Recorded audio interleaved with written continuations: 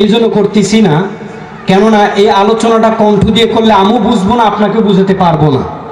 এই জন্য আমি কণ্ঠ ছাড়া আলোচনা করতেছি। তামিমদারি চলে গেলেন শাম দেশের সাগরে 30 জন সহ। বিশাল আকারে ঘূর্ণিঝড় শুরু হয়ে গেল। তারা দিক ঠিকভাবে করতে পারল না। এক পর্যায়ে তাদের যে নৌকাটা ছিল ভেঙে চূর্ণ বিচূর্ণ হয়ে গেল। একটা কাটে করে চলে গেলেন একটা দ্বীপে। আমি সংক্ষেপে, একদম সংক্ষেপে বলতেছি। দ্বীপে গিয়ে একটা প্রাণীর সাথে সাক্ষাৎ হলো। প্রাণীটা বলল, ভেতরে যাও, তোমাদের জন্য এক ব্যক্তি অবস্থান করতেছে সুসংবাদ গ্রহণ করার জন্য। তামিমদারি চলে গেলেন ওই দ্বীপের ভেতরে। দ্বীপের ভেতরে গিয়ে দেখলেন দাজ্জালকে হাত পা শেকল দিয়ে বাঁধা। তা বললেন তারা, তামিমদারি সহ আরো বেশ কিছু লোক ছিল, বা কেউ বলেছেন শুধু তামিমদারি ছিল। তাকে লানত করতে থাকলেন। করতে করতে এক পর্যায়ে বলল, তোমরা কে, তুমি কে? দাজ্জাল উল্টিয়ে বললেন যে তুমি কে, বা তোমার পরিচয় আগে দাও। সে বলল, আমি মদিনা বা মক্কা থেকে এসেছি, আরব থেকে এসেছি। তখন তিনি বললেন, তোমার ওখানে কি বাইসান খেজুরি বাগান রয়েছে? হ্যাঁ বল আছে। ওখানে কি খেজুর ধরে? কয় হ্যাঁ খেজুর ধরে।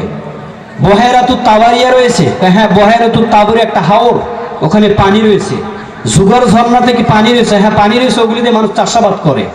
মুহাম্মদ সাল্লাল্লাহু আলাইহি সাল্লামকে আরবদের সাথে যুদ্ধ করেছে, জয়লাভ করেছে, মানুষ তার বর্তমানে স্বীকার করে নিয়েছেন। দাজ্জাল তখন বললেন, আর বেশি দিন নাই বহেরাতুত তাবারিয়াতে পানি থাকবে, আর বেশি দিন নাই বাইসান খেজুরের বাগানে খেজুর থাকবে, আর বেশি দিন নাই জুগার ঝর্ণার পানি শেষ হয়ে যাবে।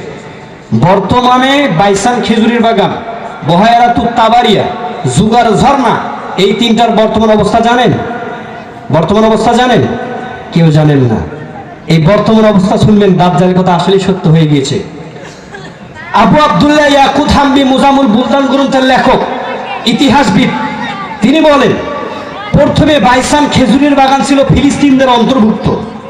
বাইসান খেজুরের বাগান প্রথমে ছিল ফিলিস্তিনদের অন্তর্ভুক্ত। 1948 সালে এই বাইসান খেজুরের বাগান জর্ডানরা দখল করে নেন। জর্ডান। বর্তমানে বাইসান খেজুরের বাগান দখল রয়েছে ইসরায়েলের। বাইসান খেজুরের বাগান দখল রয়েছে কার? ইসরায়েলের।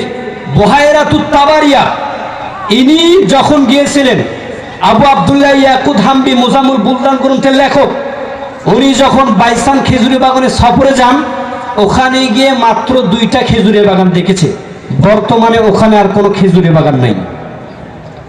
ওই যে দাজ্জাল তামিমদারিকে বলেছিলেন, ও তামিমদারি, আর বেশি দিন নয় বাইসান খেজুরের বাগানে আর খেজুর ধরবে না। দাজ্জাল আর বলেনি যে বাগান থাকবে না, বাগান যদি না থাকে খেজুর কি ধরবে বাইসানে? এই জন্য বর্তমানে বাইসান খেজুরের বাগান